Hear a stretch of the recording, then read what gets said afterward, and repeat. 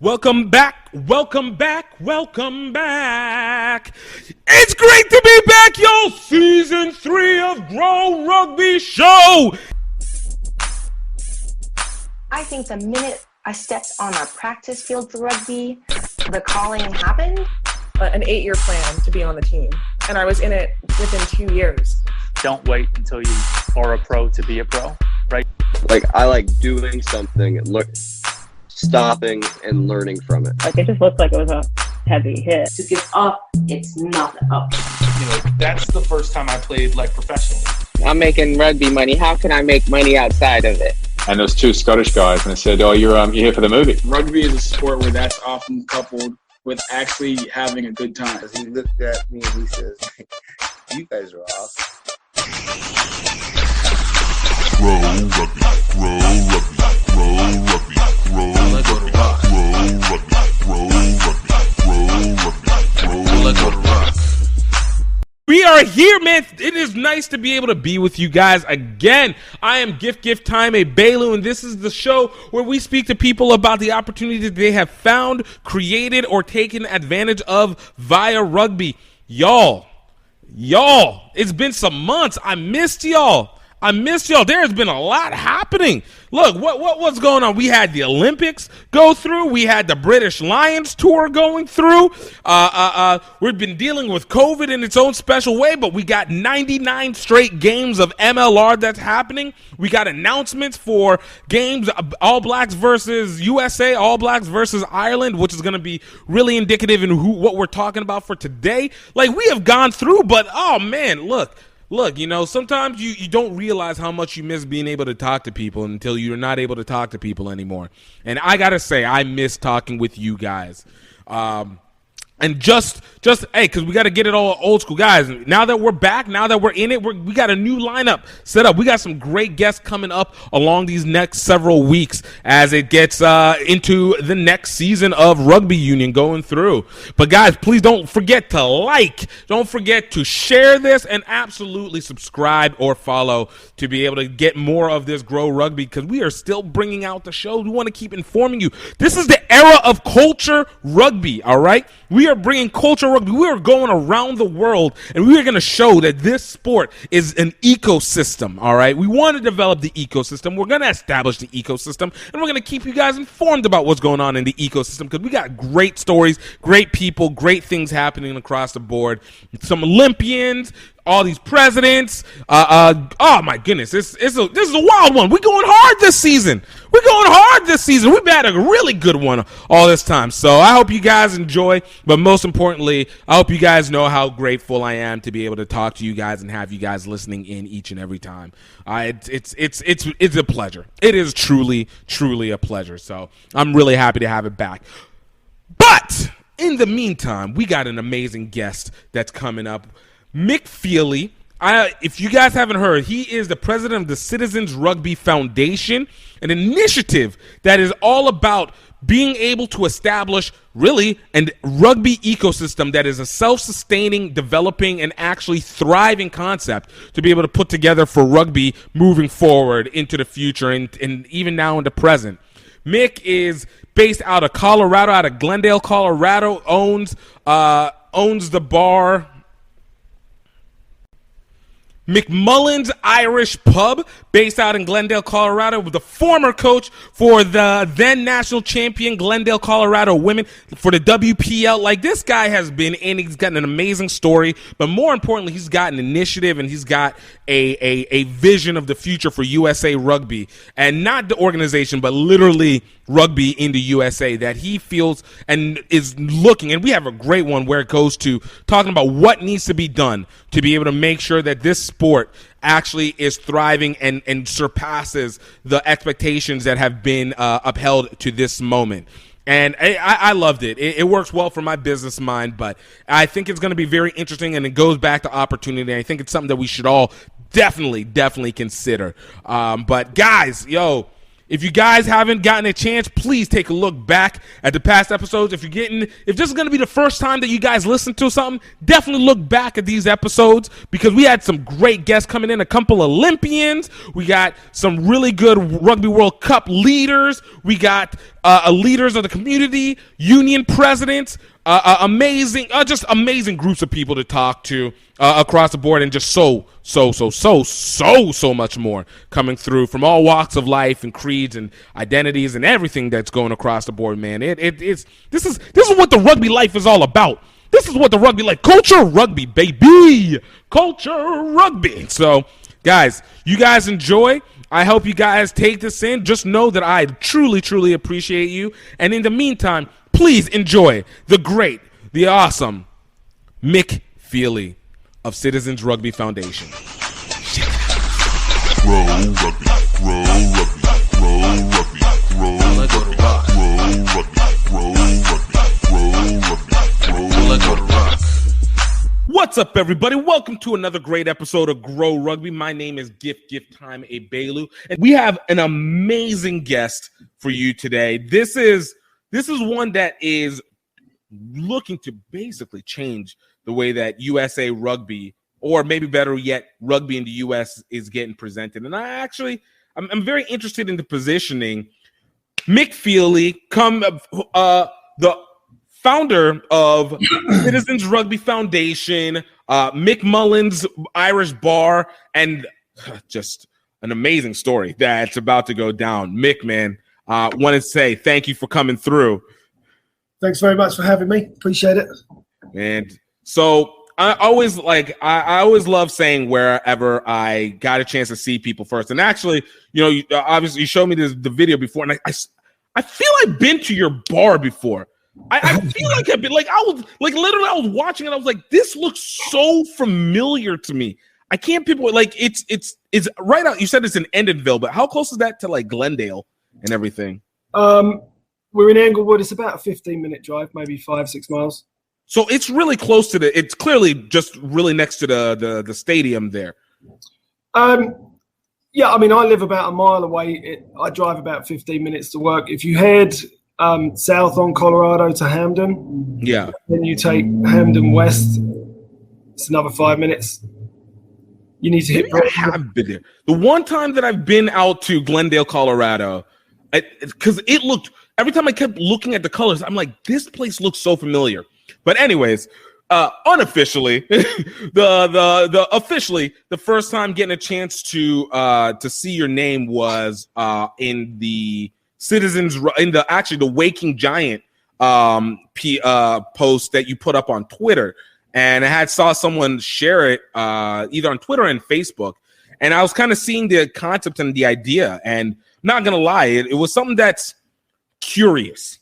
It's curious because it's not the first time that I've seen somebody have a gripe with USA Rugby, but the presentation that you had of a whole, something that was familiar to me because I'm not against it, but it was a presentation, and then obviously, shared friends with Tozon, and then obviously we're reaching out, so it was like, okay, this was already something I wanted to talk about, and I love being able to talk directly to the idea people and not around it, because I don't always buy everybody's basic explanation. I think there's always something a little bit different when it comes inside, So, just even for you on it, just starting off, the idea of Citizens Rugby, the Waking Giant,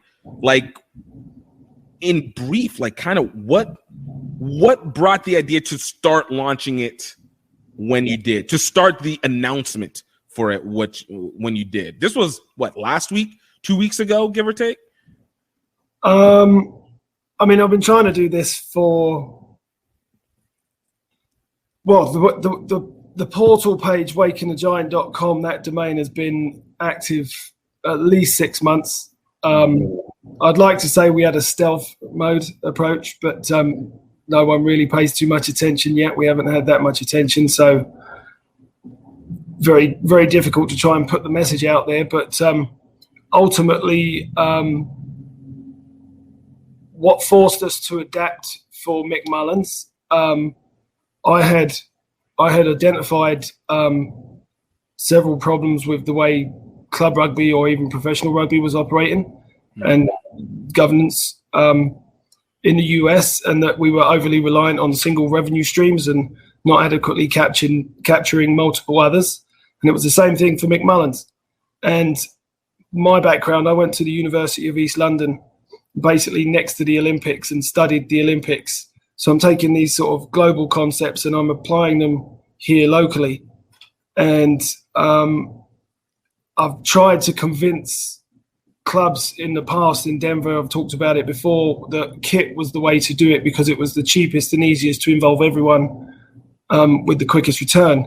Right. And there was no real proof of concept. So I always said that Glendale, when they built a stadium, should have built a clubhouse first. And so we built a clubhouse first. Mick Mullins built a profitable business despite COVID, proved some of the concepts in terms of, why or how we should go about capturing some of these revenues, and then use that to buy the building despite COVID last month. So we're here to stay. We're permanent. We've existed for a year. We've got 4 members, and we own our own building. Nice, dude. I love it. All right. Crazy. No, look. I always have to preface this, man. I wish it had not gone down the way that it did, but and the loss of life is always devastating.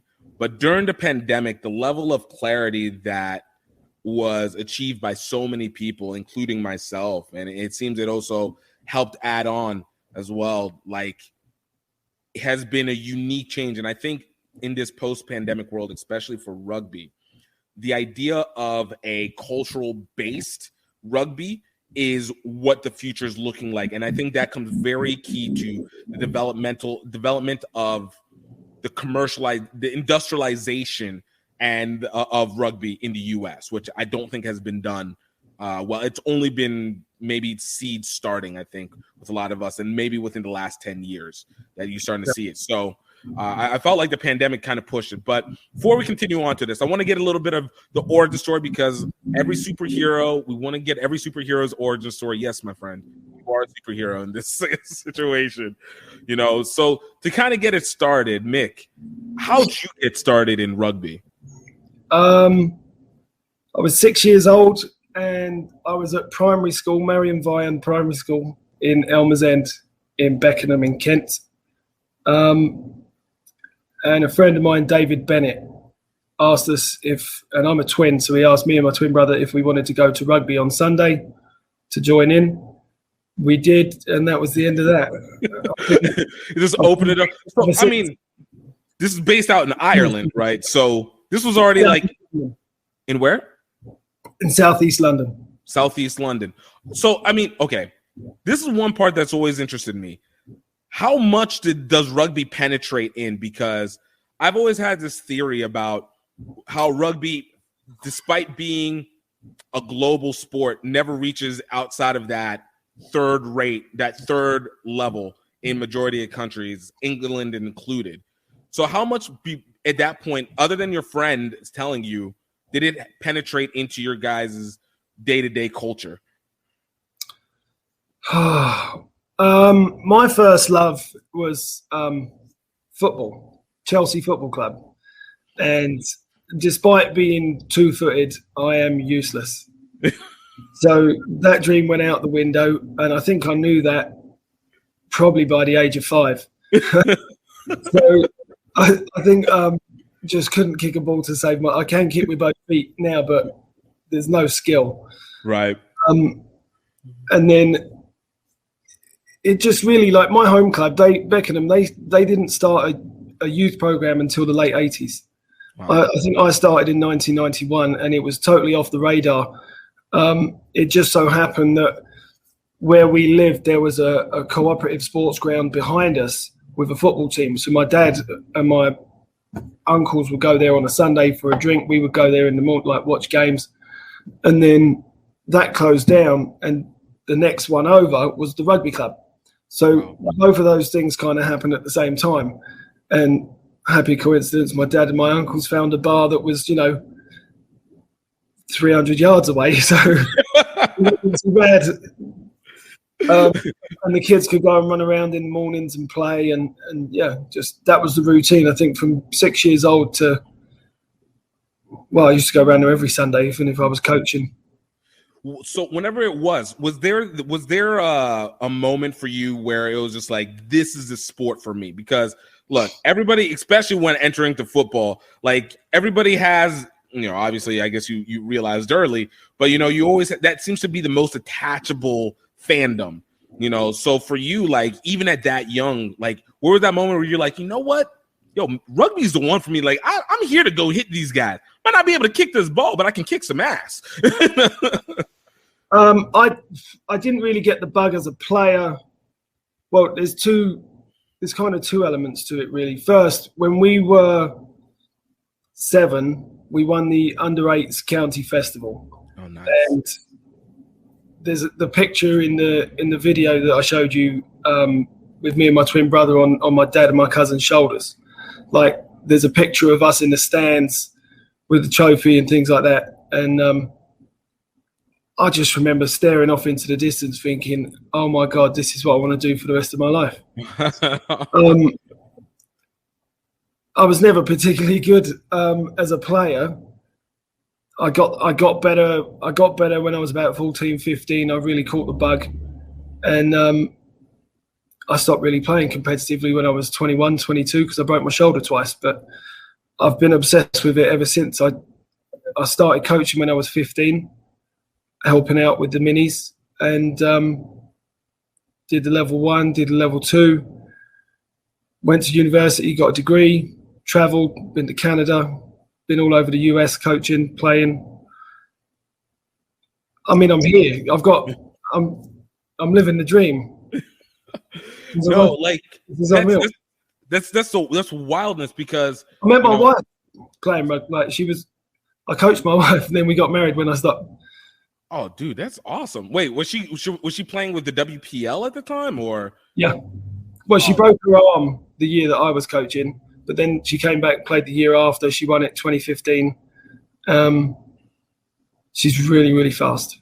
Yo. So if you watch some old highlights of the 2015 Glendale Raptors, Kelly Mullen,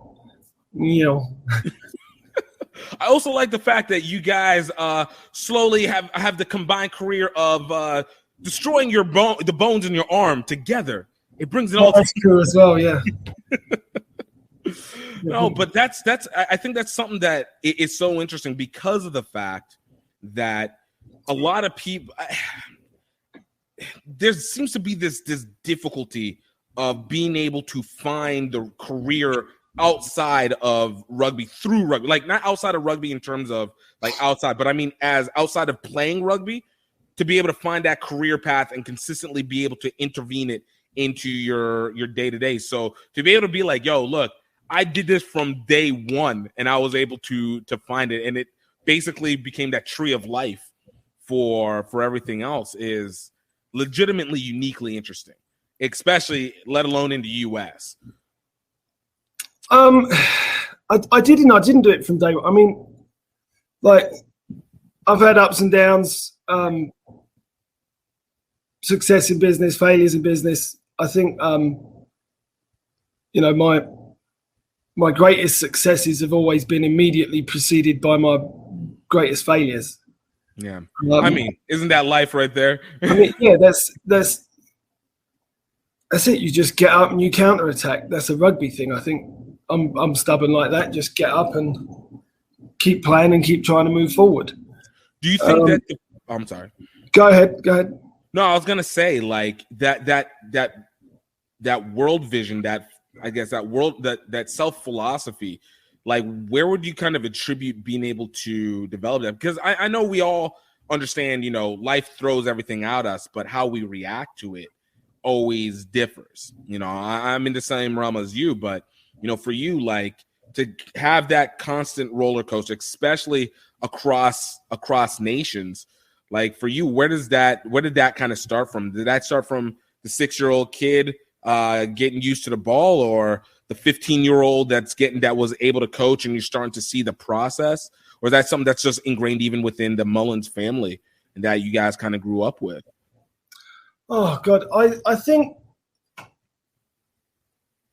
some of it is just my own kind of obsession, but a lot of it is just being around people that love rugby as much as you do and want to talk nonsense about rugby as much as you do. You know, I grew up in a bar at the rugby club listening to the 50-year-olds, 60-year-olds talk about how good they were, tell lies about how good they were. Right?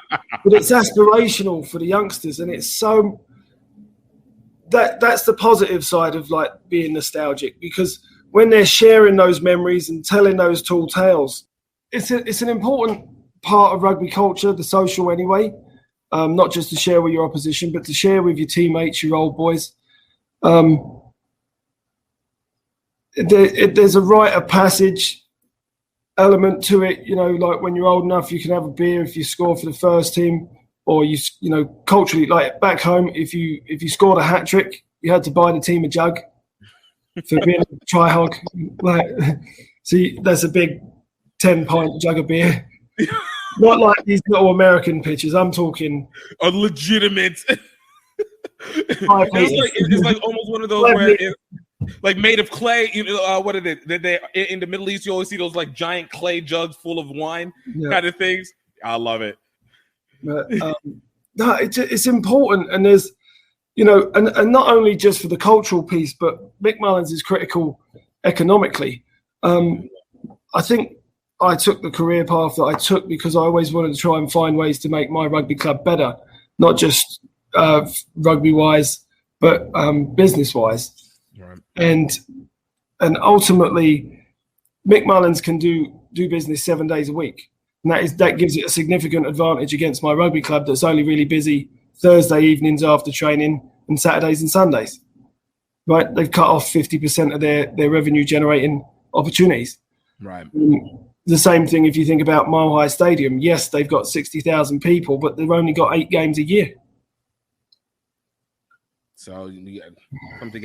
No, it's interesting because I know this has been a concept, basically the business model that has been always talked about. I've been playing since 2009, and I remember from almost day one, it's almost like the preferred way of building a rugby club is if you first build the bar, then build the club around it. So in like New Orleans, they literally did that. They have their rugby bar, and through that rugby bar, they have been able to generate. It's the centerpiece of what the club has been. And by no accident of its own, I don't think it's any coincidence that they've had a very successful program for the last decade and a half, even which has now developed into the New Orleans Gold in that development.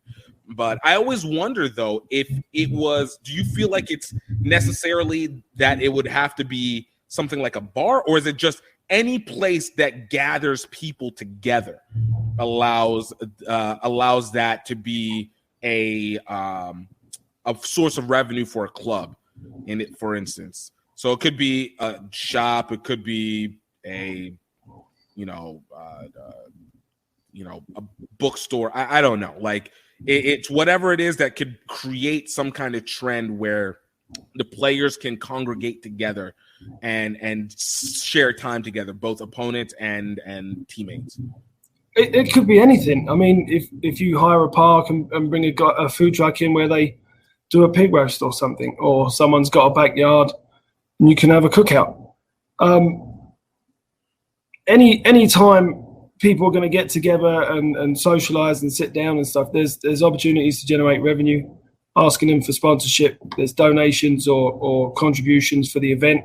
You can charge for the event. You can get those things sponsored. There's all kinds of ways to, lower cost. If you can't necessarily make a profit, at least do it where you break even or reduce the cost so much that you will profit somewhere else later on. Right.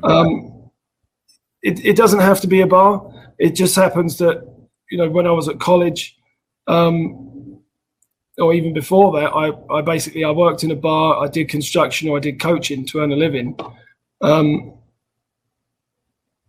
Working 4 or 5 jobs a week after the last economic downturn. That was talking about the 07, 08 time. Yeah. I just started college and then trying to get jobs and trying to get a job outside of college. I went on the dole for 2 weeks, took money twice, couldn't do it. Well, I took it once, I had to go back a second time, I couldn't do it. No. So I had to go work, do something. Just facts. The struggle is too, and I think this is part of it's an interesting part of this rugby journey. And obviously you had to be able to lead through a successful WPL career that's led you to Colorado and going through getting to this point. But I want to emphasize on the fact that the breadth of it, of what the process is, has always been difficult, but it's something that I feel has been consistent, not just in the U.S. in rugby, but I feel like almost every other rugby country outside of New Zealand, that you see this same kind of like, what is the way that we can generate revenue as a rugby system, let alone a rugby community, let alone as individual rugby clubs. So for you, going off the video, because I kind of gonna fast track to 2017 and where this Waking Giants Citizens Rugby kind of really spurred off from. So for you, going into 27, what was going on and led to, I'm going to call it your awakening? Actually, it was before 2017, and it just, when I left Glendale, one of the general feelings was that women's rugby is not commercially viable. And which is wild to me. Given my education and understanding, I suppose, of sport and sports economics, I suppose, I think I just re-examined that idea and decided that actually we're just not doing it right. And basically, if you think about, say, for instance, there's 120,000 members of USA Rugby at its peak. Say that's the number today, right? Mm-hmm. The average person gross domestic product is something like 67 grand. Right. So 120,000 members of USA Rugby, or of the American rugby community, they contribute $7.5+ billion to the US economy. Right. So you should be able to glean something from that. Right, but we're all losing money. So surely the way we're doing it is wrong. It's funny you bring up New Zealand. My sort of impression is the way people are trying to do things is to repeat the model of the Northern Hemisphere clubs or the Southern Hemisphere clubs and this top-down approach. Right. And frankly, New Zealand Rugby Union are selling part of the All Blacks because that model doesn't work, hasn't worked, and has lost them a fortune. Everyone lost money, yes, but it's been this way forever. Yes. And we're overly reliant on revenue streams from certain areas whilst completely ignoring others or licensing them inadequately and not receiving enough of a revenue share. Why we keep doing it? I don't understand, because if the number one rugby brand on the planet, the most successful team in the history of sports, right, the New Zealand All Blacks, if they're broke, what the fuck are we talking about? Excuse my language. No, please, because I'm not going to lie. This is the number one thing that has driven me crazy when it comes to rugby. I remember whenever I first started doing GiftTime Media, and it was actually one of the early reasons why, I kept looking back at what was the salaries of the average rugby player. You got the number one brand in the world, and I'm looking at not even a close average salary of $50,000 per player, which was at the highest level, which is insane to me for a sport that's been around for 100 and something years. And of course, the history of it has always been very just terrible when it comes to business. It has been the worst business model sport, I think, in major sports history, in my opinion. All right. So whenever I would always look at the way that people did it here in the U.S., it felt very antithetical to what you would expect from the American sports market, where, again, it goes back to, and this is where I'm gonna use political terms, but it's not political affiliation, but use the political terms. I'll call it rugby socialism, as opposed to rugby libertarianism. where it's everybody congregates to look for one entity to develop everything, and then just kind of hopes that it's the trickle-down effect after that, as opposed to trying to create individual entities. And even whenever they've done individual entities, like it goes then to the ability to create the network. So, and excuse me if I go off on a rant, because this has been sitting in my heart forever. It's why I started my HBCU rugby classics. It's why I did GiftTime Rugby. It's why I do literally everything that I've been wanting to do in rugby sports. But one of the issues I always had was like, look, if rugby keeps talking about how much the history is that exists in it, you have these old boys, you have guys who are current, you have young players coming in. I've always believed old boys should be the access point for sponsors, networks, whatever. You know people. This is your weight, your ability to know people, whether it's at your own work or whether it's through time. If that has not been able to trickle down to where you're able to intersect into the club that's going on currently, and you're able to build a model around that, that's not just donation based, that's not just create another 501c3 to receive tax exempt money, that again, you have a model that already exists, and then that's not even trickling down to creating a youth rugby path, then this is a self-culture issue as opposed to it being a and then whenever you see it happening in every country, whether it's Brazil, I've seen this over in parts of England, I've seen this in Nigeria, like literally almost every single country that has rugby, the same problem, same issues. So it always questioned me. I was like, why do people keep using this? We literally see the business model for it in football, in basketball, in youth soccer, but like it drove me crazy. So it was like, why do we not keep shifting it? Why do we not make this entertainment? Why is it not our model that includes rugby as opposed to replicate the system? So for you, you're looking at it, and I'll look at, say, revolutionarily, and especially coming out of a system that you see what happened in London, you see what happened in New Zealand. For you, the creation of this idea, was this more the creation that you created for Citizen Rugby? Did you feel like it was something more to facilitate in Colorado and then try and see if it's a replicable business model, or was it always intended to be kind of a universal pillars? Because I'm going into now the diagram. We opened it up. In the Waking the Giant article that I posted on LinkedIn, it starts off with 99.9% of all sports organisations are not for profit, and they all have the same universal problem: fundraising. Right. So,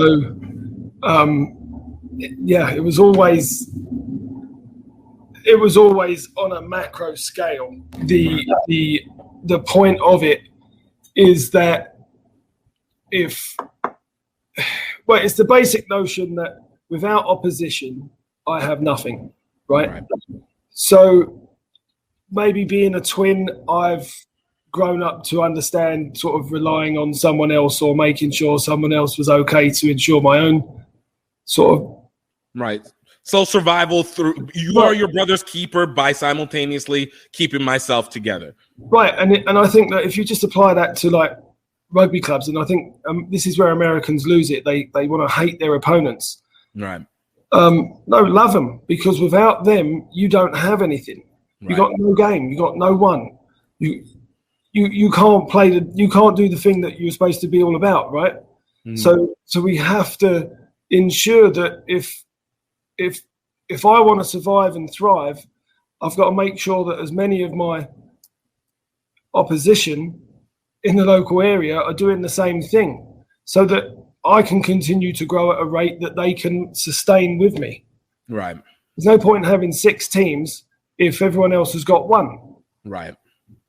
No, and that makes sense. That makes sense. I do wonder. But I do also take into consideration that there's sometimes you got to have the hierarchy. Like there's just some teams, some elements that have to be more proficient in their execution of the system than others, so that there's always the aspirational point, there's the mid-level mid-level majority that is always trying to aim, and then there's always maybe that smaller, more bottom of the rung that just, you are a little bit more interchangeable in that sense. Because I wonder if I look at it as itself also creating the competition. So I don't hate my team, but I also respect meritocracy, and it makes it so that people actually feel the need to keep achieving more and being more innovative. I mean, there's an old adage, there's nothing better for business in sport than a local rival. Right. So that drives performance, it drives intensity, it drives viewership, it drives revenue. That's the point. So not only are we dependent on them for our own survival, but frankly on our own growth and development. As it were, if there's no one to aim at, people become stagnant or complacent, and that's why the life cycle of clubs and success and ups and downs are so interesting. And you see it in the NFL or Premier League soccer, different things, and youth coming through. The great generations of things like Manchester United or Liverpool back in the 80s. Now you've got this generation of Chelsea or Manchester City. Liverpool again in this last top couple of years as well too. Only reason I know it because of my cousin. Well, I'm a Chelsea fan, and we won the Champions League this year, so especially after losing the FA Cup. But I think it's important that if that's the basic philosophy or principle of growth, and then think about the way we operate within a union anyway, local or national. It's basically the referee to ensure that everyone's following by the guidelines, the bylaws, to make sure that everyone does grow in that fashion. I think we've got too many people trying to do all the things rather than say, let's stick to this specific silo and we're going to focus on this function, not necessarily like youth in high school or adult or club or whatever, collegiate, but more specifically when they deliver things locally, who's responsible for what? Well, the clubs are responsible for customer engagement, right? And so the unions are there for welfare and communication, so they can make sure that there's background checks, fields are in, everyone's got insurance, waivers, trainers, all of the protocols are in place, everyone's got appropriate training education is supported and delivered locally, handed down from the national governing body. The way we work right now is just everyone's a rival.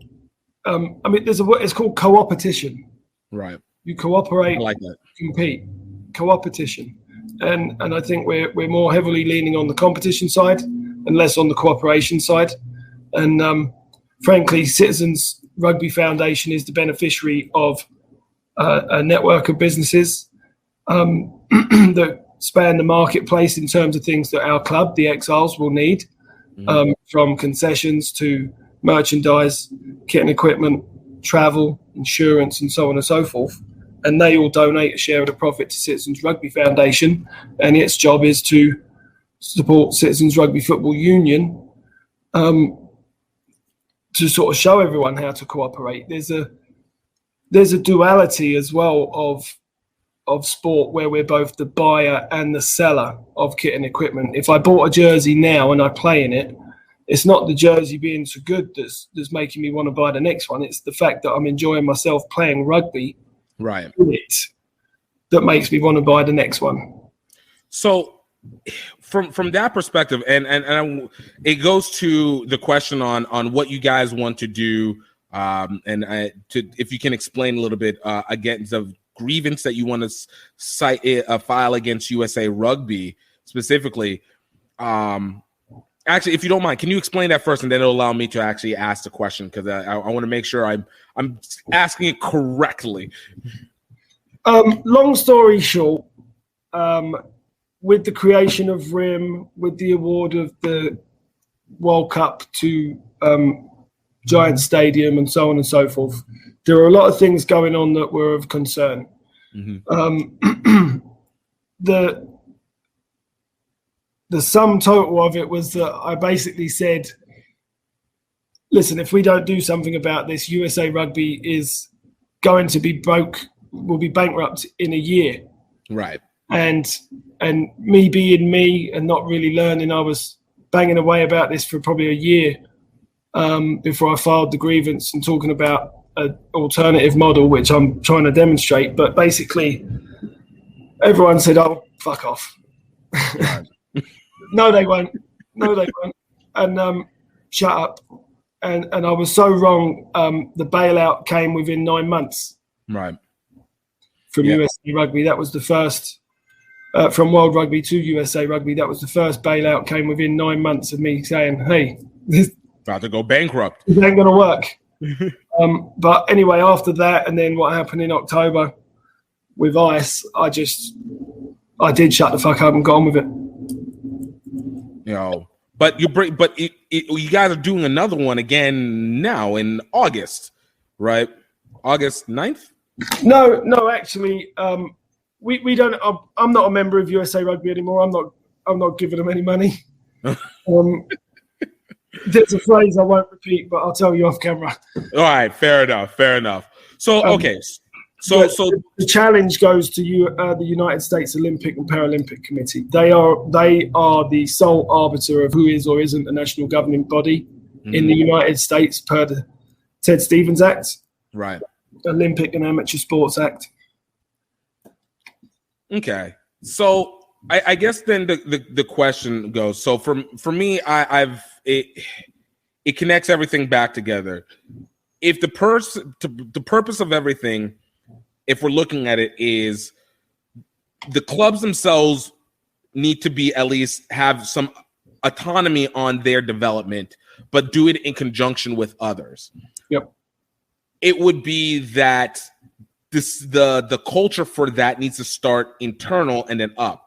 I've been a big believer, and again, as I said, that I've always felt USA Rugby was meant for one thing: deal the high performance, maintain the structure of a consistent ruling, a consistency of rules of play in the US. So it means that we're all at least on the same page on this, and maybe offer the insurance and stuff like that, but basically create a level field for entry. Outside of that, could care less. Don't care about anything else. I'm not a big. I don't get as much of people getting money from USA Rugby to help fund grassroots stuff. If they get it, cool, but I don't think people should ever be dependent on that. No. It's where I think has been one of the biggest crutches. So within the concept for Citizen Rugby, it feels like arguably you guys would be setting yourselves up to be of another national body sort, or at least an umbrella body to be able to bring people under and kind of distribute. Am I looking at that correctly? Yeah. Okay. So essentially, with the Citizens Rugby Football Union, the 3 rows logo represents youth, adult, and collegiate. So it's the same concept. It is 3 branches of the same organism, right? Right.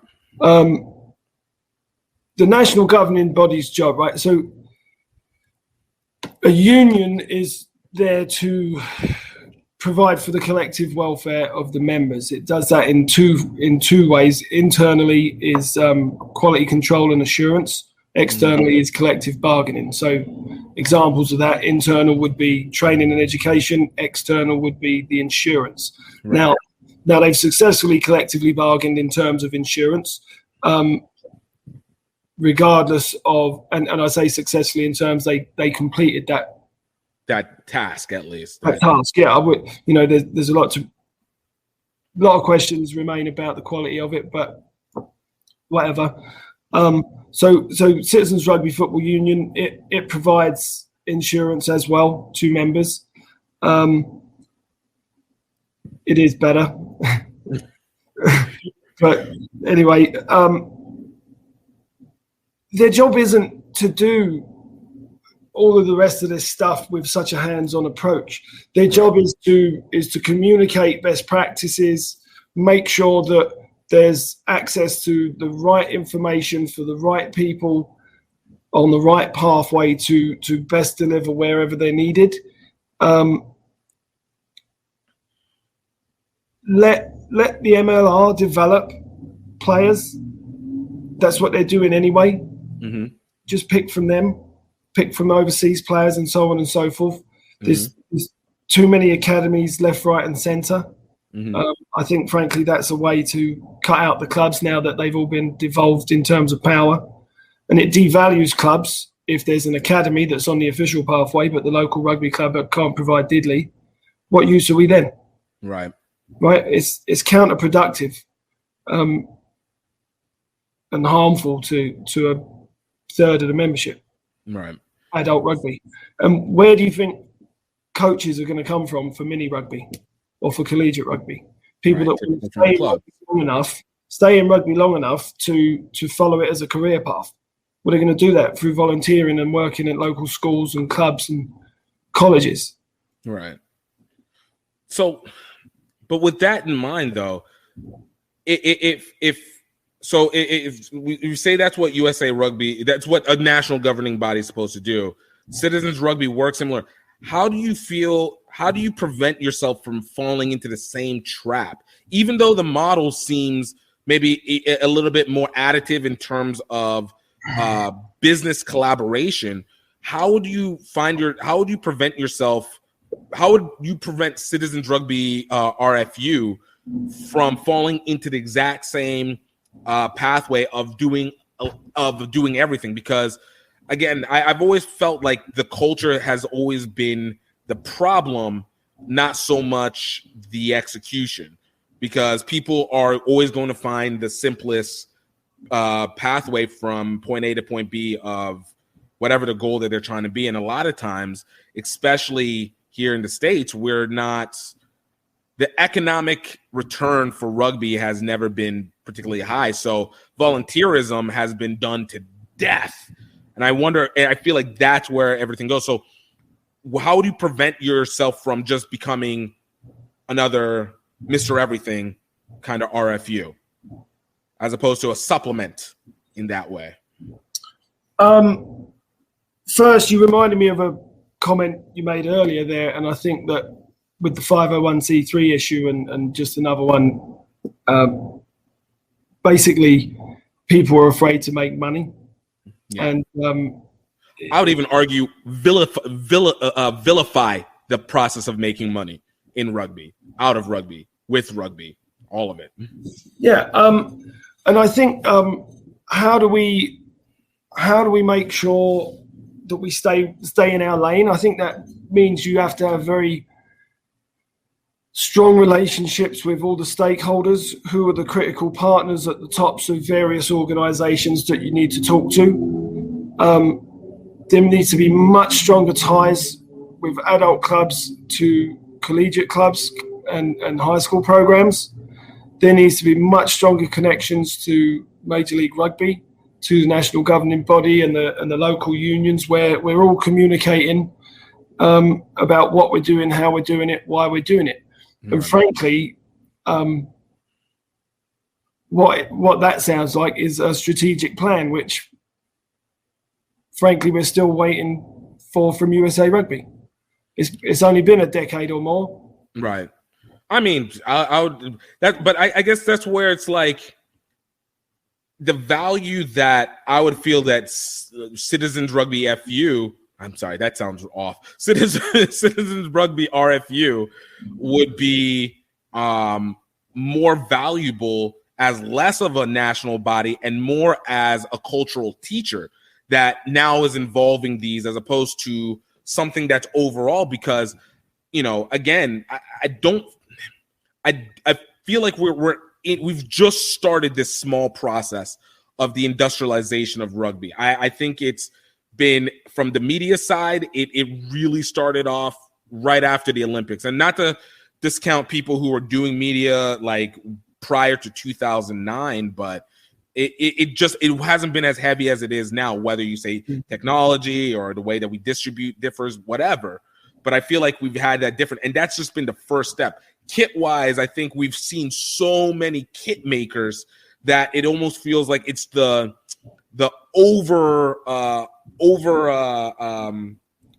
saturated market in rugby, because it was like once people saw, oh, you can make a kit, oh, let's get another person who makes a kit, and another person who makes a kit. And now you have all these kit developers, and the process of the rugby community has always been less innovation, more copy paste.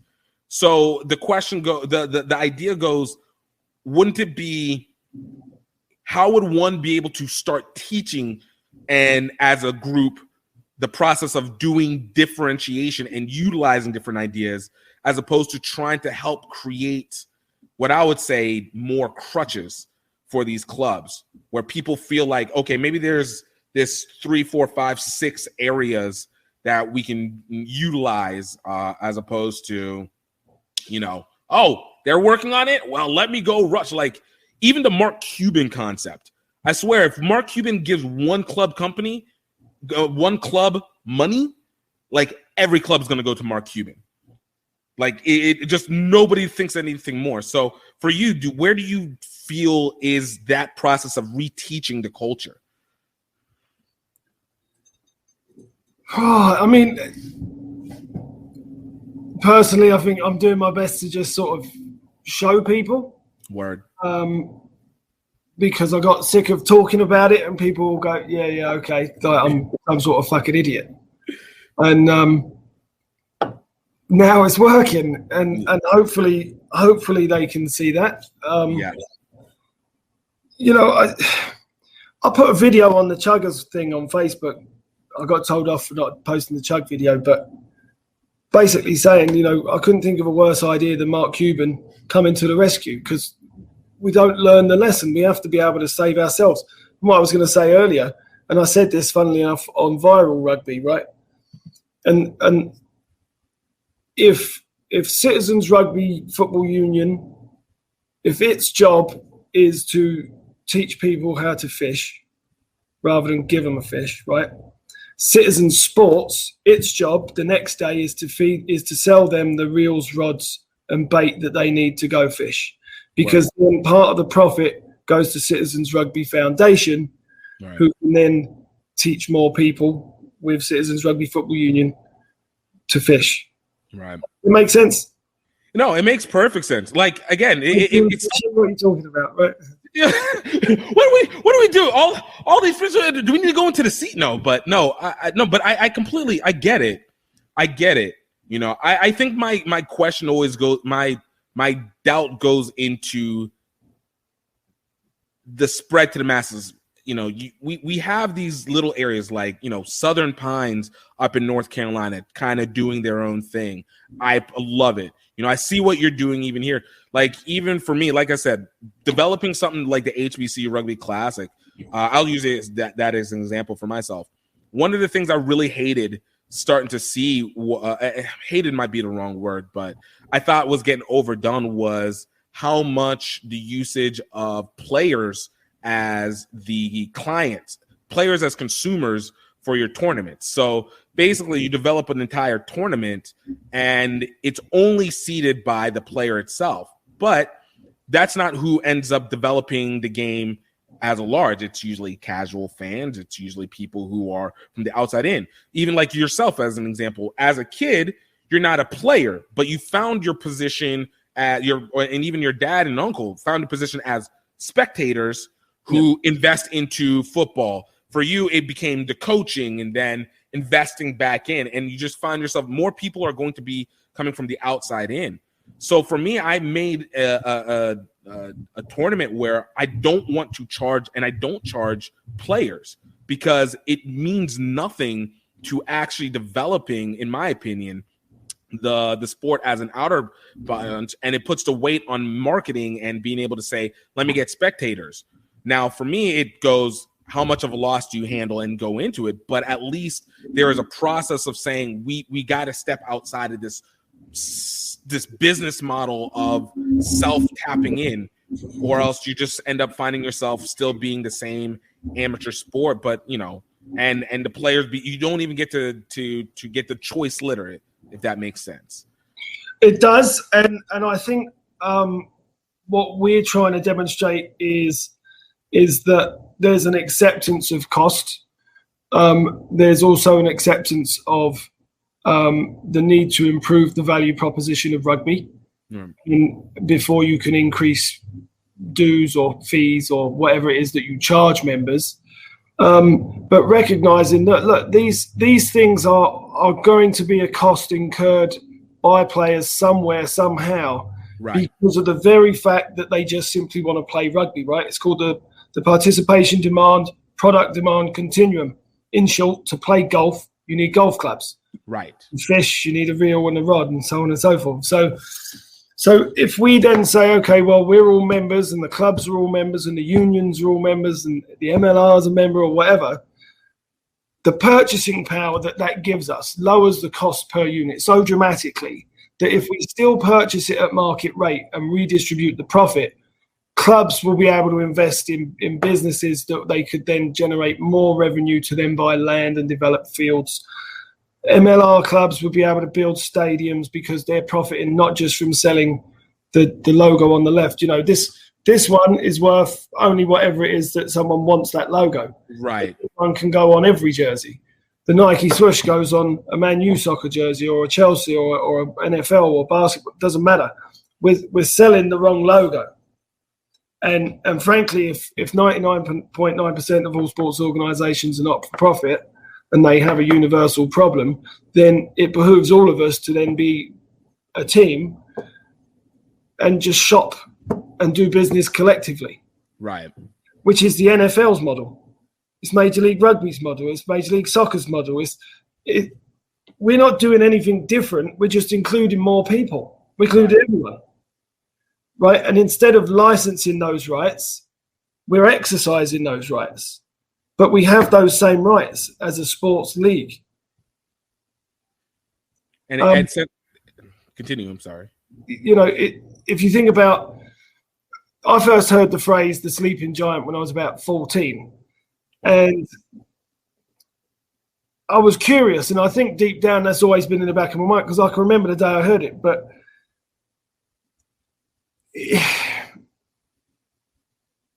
it's all the money that we spend outside of rugby. That's why I sort of bring up the community element of it. We're including everyone because we all buy those things. We all need those things just to participate. Right. So let's profit share. That includes kit, that includes travel, insurance. Like if you think about desegregation in the US, it was harmful to black businesses because black customers went to white businesses. Whereas before, the black community had a captive market. Well, do we all care about rugby? Yes. Okay. So let's capture our own market and share the benefits. No, I feel that. I feel that. I wonder if it's just then it goes, how do we, and then being able to continue to bring people in, because I think the other thing that I've always noticed is the inferiority complex that rugby has to everything else, where it's like, okay, if it's rugby, then it's average, which in reality, loosely, I can also see happens within the black community when it comes to supporting black businesses. But like, there's always this, well, somebody else has it. So I'll use like media buying rights. Like I'm a far bigger believer of you create your own platform and develop that out and sell that, which was conceptually what the Rugby Channel was supposed to be, which I believed in, but I hated their execution simultaneously. I loathed the execution. I loathed it, the execution. And you see it again with the Rugby Network. But I see something like, okay, if we get onto ESPN, which I think is another streaming platform at this point, though the audience has a better marketing push, or Fox Sports a better marketing push, but it always feels like, well, we need to go over there before creating our own or leveraging against it.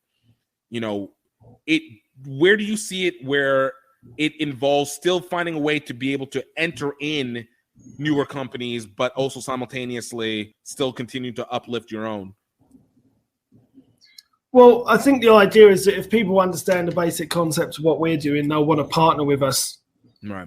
Understand. And that's a value prop. Yeah. Yeah. I think what we're doing in our model in terms of the union and a foundation to support it and a network of businesses for commercial purposes, for profit, that's exactly the same as USA Rugby and RIM and the Rugby Channel. But I'll repeat what I said at the time. Rugby on TV charged by the Rugby Channel for people to watch was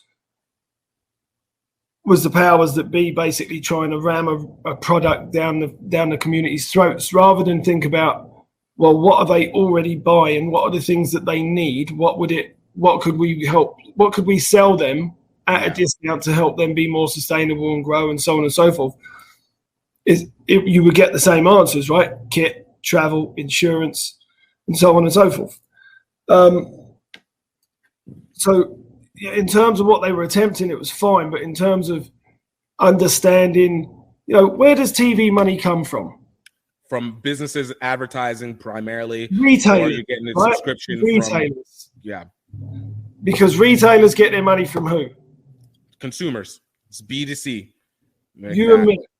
So if we get to decide where we spend our money, and it happens to be with a company that is specifically pointed at subsidizing or supporting my rugby club and myself as a rugby player and my union and my national team and so on, or you can go buy Nike, what are you going to do?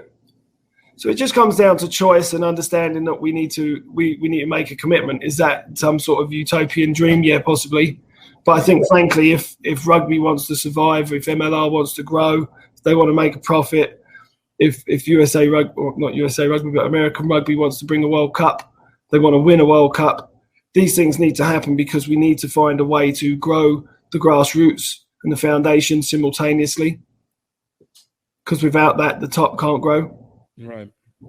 And then I think I'll probably say something largely unpopular because it will be misunderstood maybe, but the inferiority complex of American ruggers. It's not your first choice sport. You didn't make it wherever else you went, right? For me, rugby was my first choice and I didn't make it. Right. Didn't kill me. Get over it. But most people, that's the beauty of rugby. It's available. It's a second or last chance for Americans to take part in meaningful amateur competition. That's what makes it so special. It's available. Everyone's welcome. But we're trying to make it this elite performance-based model. But there's a glass ceiling on that model. If you look at the NFL, how many people play professional football? How many people play meaningful amateur competitive American football? Right. Even semi-pro or flat, right? There's not a lot. It's just not there. People don't do it. They don't bother. That's why America's so fat. Most people, the way the sport model works here through graduation from high school to college to pro, it's designed to get people just hooked enough that they will consume for life. What will they consume? They'll consume beer and jeans and trucks and tickets and flights and pizza and God knows whatever else they advertise during the Super Bowl and everything like that. We're a nation of watchers and we consume unknowingly all the crap they advertise us during sport. And everyone's in on the scam. Of course.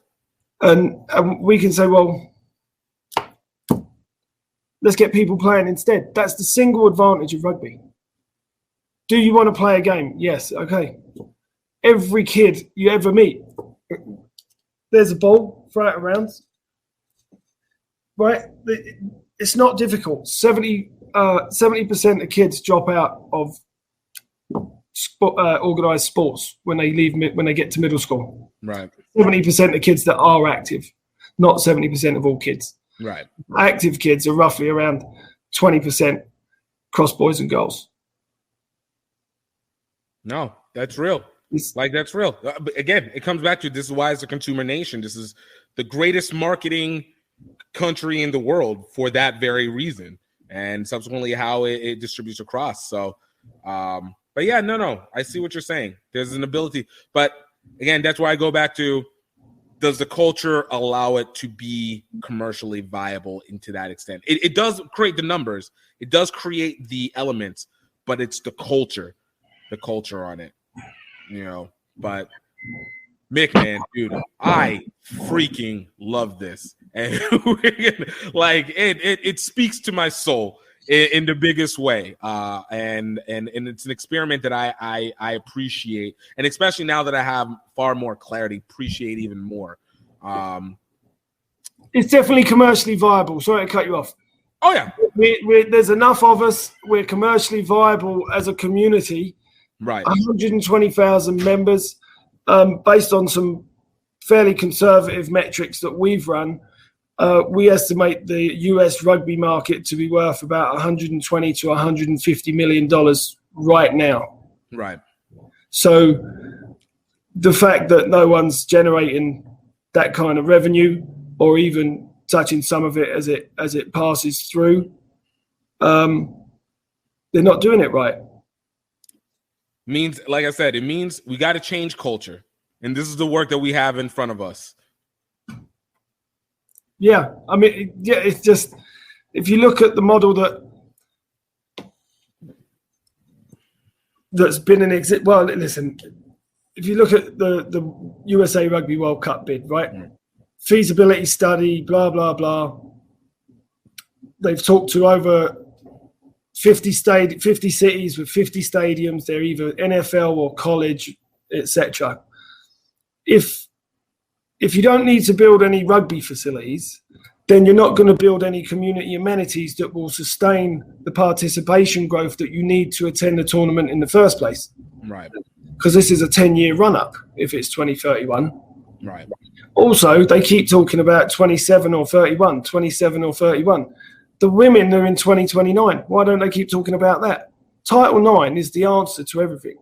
Oh, my God, yes! the American sports structure that I'm sort of criticising, yeah, and I think rightly so, that's because of the dominance of men's sport. It's actually a critical advantage in the growth of rugby for females. To be added in. Oh, my gosh. 24% from 2009, 2019, 23% of participants in World Rugby. They went from something like 1% to 24% in a decade. That was the representation of women in World Rugby. I mean, we even look at it when it comes to NFL jersey, whenever it comes to NFL merch sales. The ironic part is that NFL merch sales, it actually is bought on by, what is it? Somewhere around 40%. It's 40% women who are actually purchasing, 40 or 45% women that are actually purchasing. And we already know the elevated purchasing power that women have in basic consumer goods is far exceeds that of what men typically do on average. 70% of all household purchases made by women. Exactly. It is the one part that I do. Man, I wish I'd met you a couple of years ago, man. Just to know that there's another mind into that. It just, it's a lot less lonely. But it goes into that. I always wondered.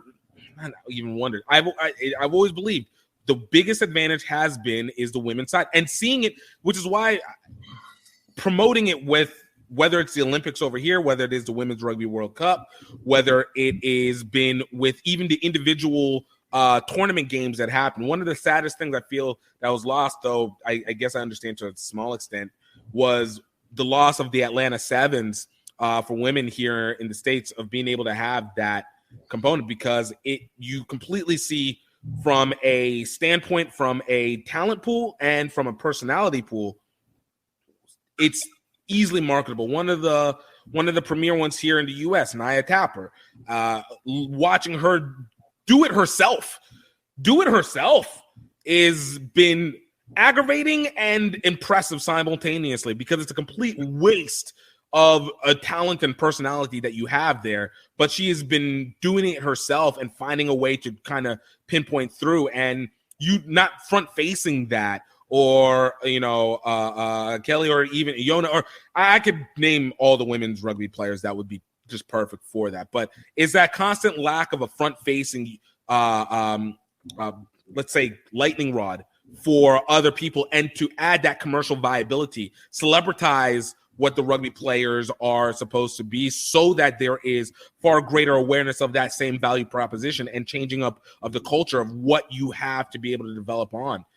I do think that sometimes that humility of rugby, while it's good in terms of teamwork and it's good in terms of club gathering, becomes a liability when it comes to marketing and when it comes to actually presenting the most positive faces of the sport forward. I think that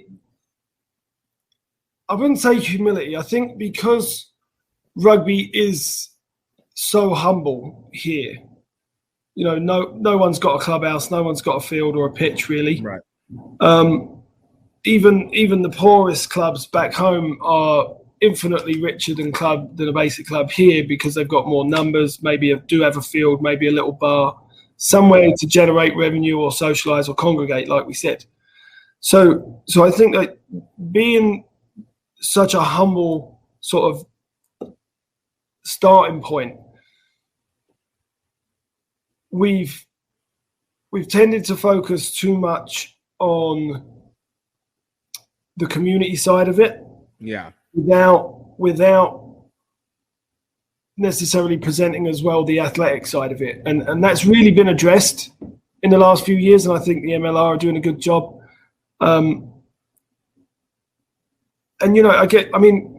Look, we're trying to replace USA Rugby. I wish all these athletes the best of luck, right? I want them to win. I want American rugby to win. I live here. I'm getting my citizenship. Like, I want American rugby to win, and I think that I can help make that happen. I think I can help everyone else be successful in the process. I don't think USA Rugby are capable of letting that down. I think part of it's that humility aspect and that sort of learning process. But I think it's also a capability element. They've been running around with their heads cut off for a decade. Yeah. Do you know that? And the reason, why did I open the pub? Well, because ruggers like to drink, right? Right. During the Rugby World Cup Sevens, the top 3 selling days, records 1, 2, and 3, were the Sevens World Cup for alcohol sales in Giant Stadium. Wow. So that officially, yes, ruggers do outdrink baseball. Everybody else. No, I remember. A really big boat race coming off. We'll do like a 4-mile boat race. Yeah. Bring the 4,000 just. Oh, I love it. No, I remember back in that beer. Wait, say that again? I said I'd love to be the one selling that beer. No, I remember specifically back in 2014, whenever Scotland came to Houston, and the Eagles played Scotland in Houston, and I remember specifically that the city of Houston was not prepared for the level of drinking. And it actually, the majority of bars ran out of beers during that time because they were not properly prepared for it. And so, yeah, it is right, whether, how much we want to flex on that overall. But, I mean, still, it's that conceptualization to what you said. We do spend. There is a spending power.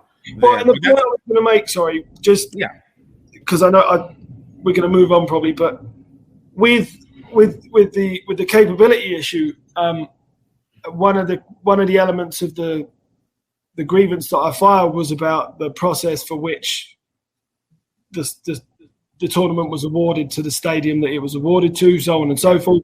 USA Rugby didn't make a single penny from the concessions of the Rugby World Cup Sevens. Yeah. Not 1 penny. Yeah. So when you talk about capabilities and things like that, that's not a humility issue. It's bad business. This is bad business. Capability issue. Are you capable of negotiating a proper business deal? Right. A beneficial deal. Because the idea that we just need to get the tournament here and get it done to help boost rugby is largely the same thing that they're touting for the Rugby World Cup 2031. And if they left to their own devices, they're going to put it all. I mean, I suspect, based on what I've learned, that the final is going to be in Texas. I think that the push is towards trying to target crossover athletes from college programs and high school programs in football-rich environments, which isn't a bad plan, but it completely ignores the existing community and the one that's already flourishing. You're trying to transplant everyone. That's a challenge in itself. I respect the ballsiness of it. Go to Texas and take on football. Yeah. That takes balls. I get it. But, that's as much a shot in the dark as it is starting Rim and the Rugby Channel, because they're trying to give people something that they want them to want rather than give people something they already need. The rugby community already has plenty of things that we need. It's the same mistake. It's the same mistake. There's no real difference in the people running it, a few different people on the board, but a lot of the same faces, and it's not anything personal. I've got so much respect for them for doing what they're doing and trying their best, but the definition of insanity is doing the same thing again and again and expecting a different result. Yeah. But I mean, I get it, but then you see programs like Colorado XO that creates that same existing idea, like of how do we tap into the source? But and I agree with you in terms of like basically I feel like it's not a one, and I think you agree on that. It's not a one direction process. It's hit it from everywhere simultaneously. But I'm taking it. You're saying that you're not even getting one side correct, and you're still trying to repeat on trying to just fulfill the other one. Colorado X&Os is a good program, and it's a good opportunity for guys to continue pursuing their athletic dream. Listen, I'm doing all of this and this job, and one day I want to be able to coach community rugby and be paid well enough to do it. Right. That's why this all exists, and I'm pursuing that dream. I'm never going to say to anyone, don't dare chase your dream. My God, if anyone told you not to, I'd tell them to fuck off. Facts. Right? Like, absolutely go for it. I respect what they're doing. They're all working hard. Coaches, players, the city and staff, right? It's just not going to transfer enough talent to win the Rugby World Cup. I'll give you an example. I grew up at Beckenham Rugby Club. Elliot Daly started there. He now plays for the British and Irish Lions. So he was 6 till about 10. Then he moved and went to a different club. Then he went to a private school on scholarship called Whitgift. Danny Cipriani went there. Oh, wow. Anyway, that guy's now a British and Irish Lion. I'm 36 years old. So Beckenham Rugby Club's youth program is over 30 years old. Right. And they've produced one British Lion. And that British Lion lost in the World Cup final 2 years ago. To South Africa, right? Right. So that's why this is all just about scale. The MLR and USA Rugby or whatever the national team becomes, if it's the Citizens Rugby national team, right? It's still the US. The scale of the grassroots organisation that we need to build and the infrastructure to support it and maintain it for such a period of time, let alone try and win one in 2031, is enormous. It is so far beyond what most people can imagine. And so when I talk to people about things like this, they just get confused. And it's like, I understand that. It's a lot, but if we're talking about winning a World Cup and we're serious, then let's think about the mechanics of what's needed to make that happen. Right. 99% of USA Rugby clubs right now cannot provide running water to their members. No, of course not. So that's where our value proposition is there. That's why we can't grow. That's why we've got a 50% attrition rate. Half the people that show up to play rugby because they've heard such wonderful things about it, that's a good job at USA Rugby and everyone else because they heard about it, right? Right.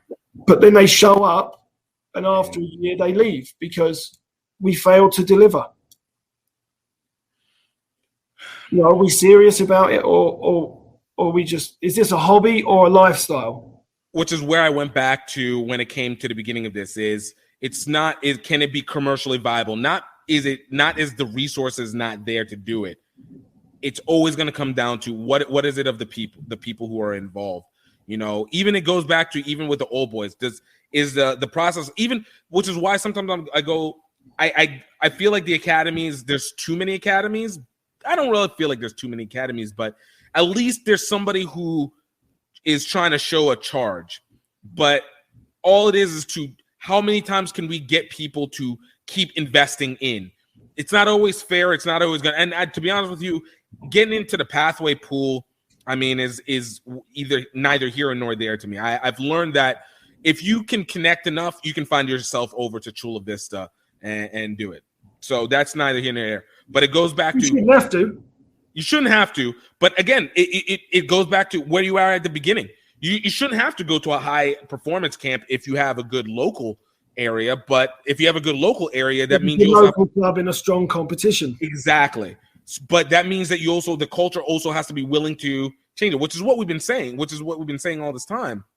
If that local culture doesn't want to innovate or doesn't feel like it has a time to support. I know here in Baton Rouge, we have a lady doing amazing work with Baton Rouge Youth Rugby, but has the hardest time being able to find help from, even the local club. Like they help where they can, but it's very sputtering because the value proposition for what the return is questionable. And even at that, it means having the patience to be able to develop those youth kids over the course of 10, 15 years to actually now show the results, and people, it goes back to that short term. And even when you said the reason why Americans are so fat, it's very short term thinking, even the way that we do a lot of that corporate short term thinking. So the culture of it has to be reestablished. It has to be almost rebirthed, though I don't believe it needs to be done in mass. I think it just needs to be done in key strongholds. And that will be able to create the resonating effect. Where I said, again, there's a hierarchy. Do we have the highest aspirational clubs? We have the strong middle and then the heavy bottom. Right now we have such a heavy bottom that's so much greater than what the middle ground is and far surpasses what our few top hierarchy team cultures. Like it's impossible to do it. It's impossible right now because the culture doesn't want to sit for it. But that's why I go. Go ahead. Sorry. Yeah, no. I was just gonna say that's why it goes. But it goes to our focus on empowering, and this is where I go, empowering not just people into playing rugby, but into creating industry within it with what they already have. I mean, training more broadcasters, training more statisticians, training more medical staff, training more referees. When you do that and you create that ecosystem, then it creates a value system for people even outside, which is where I also say casuals are needed to come from. And that creates that underbelly where it's like, okay, let me insert so-and-so into it as a player, because even if they don't finish playing, you have options. And the more options that are available, and that's why I feel is actually the real value from the football, the soccer, the NBA, even hockey. It's the value that there was something outside of it. If there wasn't ESPN, we don't get all these former players that we see. Okay, there's this. If I don't do here, I go here. If this goes here, this goes there. But I think it is such a manual process done by so few and mechanized upward. But it's probable, but it's just you need to change the culture of specific areas in that. That's when the ecosystem of rugby comes through it at its highest. And that's when I think then you start to see a higher recidivism rate for people to play, where they start and they'll stay in it, or where you start to see people actually and even now then it goes to those kit systems where now the number of kit developers makes sense, because now you're distributing per region than you are trying to distribute per nation. Yeah. I think it just, so many people want to continue and find that there's no way to continue in rugby, that work moves on to some other avenue. All I wanted to do, it took me a long time to accept the fact that I wasn't going to be a professional rugby player. Still haven't fully accepted it. Hey, look, man, look, you coach, all right? The knowledge is in there. You still got a chance. No, but the point is, like, I always just wanted to work in rugby, something that I love. Look, I've had depression, I've had anxiety, I've got PTSD. Like, I get it. Sometimes life fucking sucks, and sometimes the only thing that's making it better is rugby. Right? That's why I have concerns about the right or wrongness of suspending play, even touch. Right. People make their own choices because you don't know what's going on up here. Right. I've had 2 people from a local club have committed suicide in the last 18 months. Right. Right. And you just don't know. And I think that I'm really lucky to be able to work in or for rugby. I'm doing what I went to school for. I'm working in sports development. I'm trying to grow the game. I'm happy as hell and I'm lucky as hell. I don't know if you make any money doing the podcast yet, but it's something that you're passionate about because that's the way that you found to work in rugby or for rugby. And I think the more, that's the same thing with the MLR guys. Hats off to them. I know how hard. I've known Mark Winnick and Coco from Toronto Arrows since 2008. Wow. And I know how hard they worked when they were the Blues and they were part volunteering, part probably paying for this crap themselves to get to each stage and then become the Ontario Arrows and play the thing and then finally get into MLR. Right? Like, it's the same dream. We're all at different stages of it. Agreed.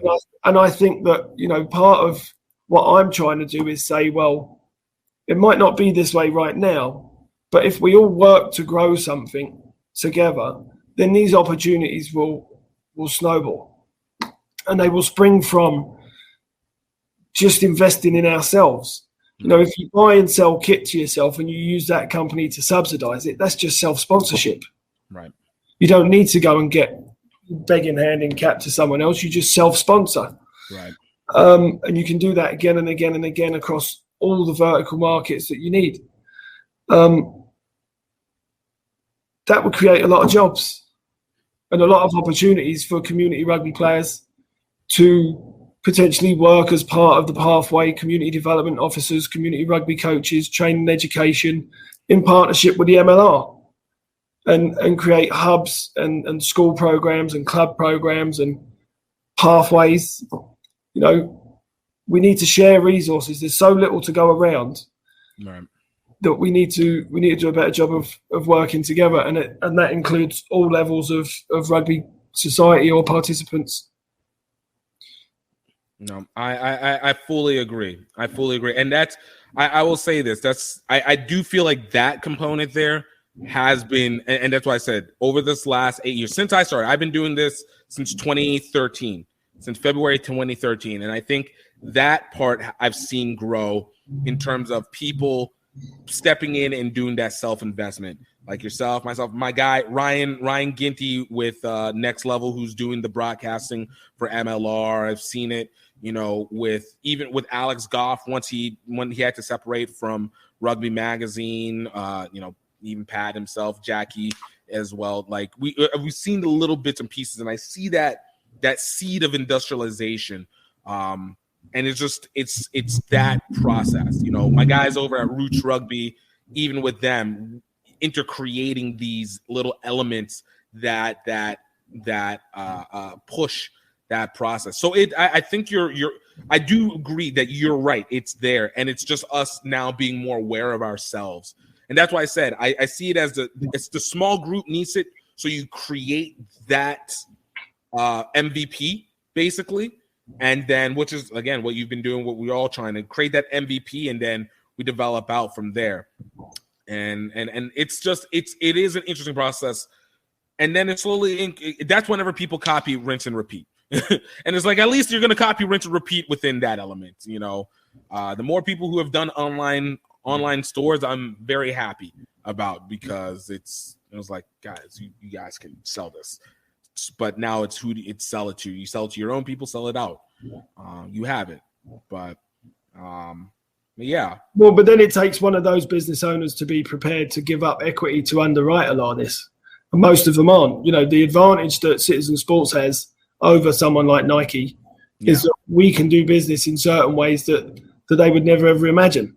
Right. If the CEO of Nike walked in and said, we're going to give up 20% of our equity tomorrow, right, it'd take about 12 seconds before he was out the front door.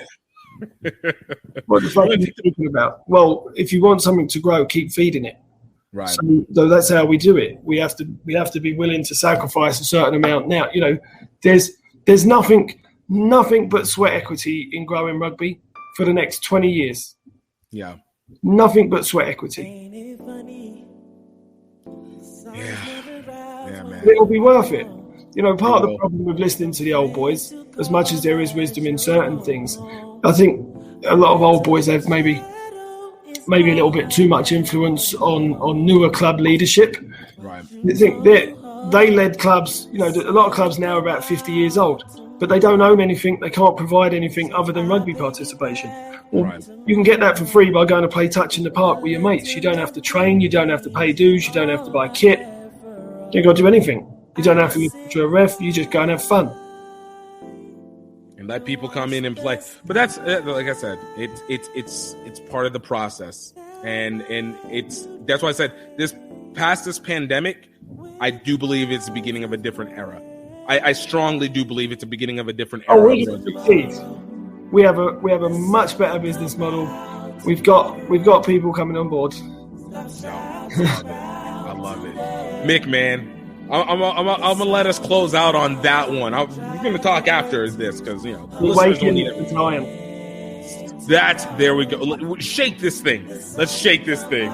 Mick, man, thank you so much for this, dude. Can you let people know where they can find the information of Citizens Rugby and even more on the Waking Giant? www.wakingthegiant.com is our portal page. You'll find Exile Football Club, Mick Mullins Irish Bar, Citizens Sports, Citizens Travel, Citizens Rugby, and Housing O2, as well as the Albuquerque Aardvarks. They're all of our partners in crime right now, and we'll be adding many, many more soon. Awesome, brother. Thank you so much, man. Dude, it's been a legit pleasure. Appreciate it, mate. Mick, thank you so much for taking the time to talk with us. I know looking into this All Blacks and Irish game, there's a lot of repetitive action that it looks like, and you know, I hope that it's a little bit of both. That I hope that you're right in terms of what we need to do and getting that correct, and at the same time, hope that you're a little wrong in the USA Rugby not falling into actions that are patterned and are self-destructive. So, guys, it's a pleasure. Thank you guys for taking the time to listen.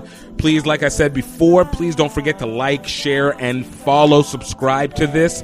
And of course, in the meantime, please check out some of our past episodes if you haven't had a shot at doing it. We have some amazing guests amazing guests in the past, and we've had amazing guests coming up. So stay tuned. It's going to be well worth it. And I want you guys to know, most importantly, most importantly, I hope that you're happy. I hope that you're healthy. And I hope that you know that you are highly favored.